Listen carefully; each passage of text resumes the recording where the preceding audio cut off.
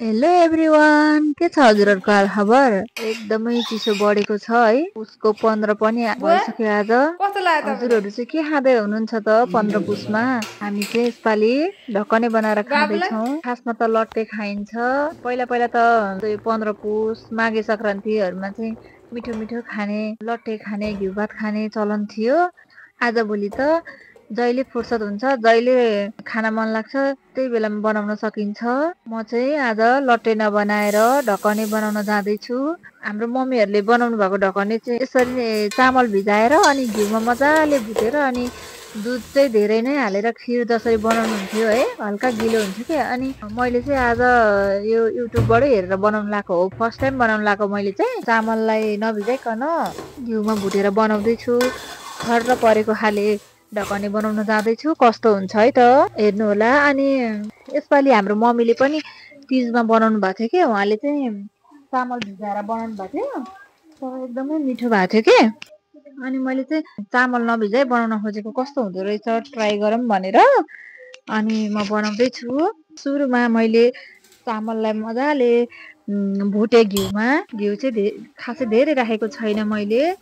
1 माना चामल लिएको छु अनि 2 लिटर दुध राखेर बनाउन लाएको छु। मैले चाहिँ चामल मजाले भुटिसकेपछि मैले थोरै नरिवल कोरेर अनि काटेर राखेको छु अनि थोरै आलमन्डलाई पनि काटेर राखेको छु। अनि मैले ल्वाङ, सिक्मेल र मरिचको धुलोलाई पनि राखेको छु। यसले चाहिँ स्वाद एकदमै मिठो बनाउँछ। हेर्नुहोस् त चामलको कलर कस्तो राम्रो चेन्ज भइसकेको छ, राम्रोसँग भुटिसकेको छ। अब चाहिँ ग्यासको फ्लेम बन्द गर्नु भए पनि हुन्छ। मैले चाहिँ एकदमै लो बनाएर अनि थोरै थोरै गरेर दुध राखेँ सुरुमा। एकैचोटि धेरै नराख्नु होला, ग्यास ठुलो बनाएर पनि राख्नु हुँदैन, पुरै उम्लेर जान्छ।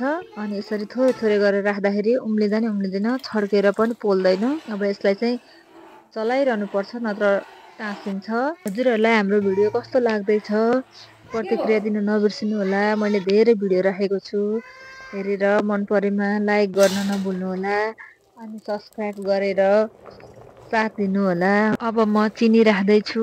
हजुरहरू जतिको गुलियो खानुहुन्छ त्यही अनुसार राख्नु होला। हामी चाहिँ कमै खान्छौँ। दुध सुक्न लागिसकेको छ अनि मैले यसो चेक गरेको, राम्रोसँग पाके छैन कि जस्तो लाग्यो। अनि मैले 2-3 मिनट छोपेर पकाएँ। हेर्नुहोस् त यतिको भएको छ। खिर भएको भए यतिकै निकाल्दाखेरि ठिक हुन्थ्यो होइन, यतिको झोलिलोमा।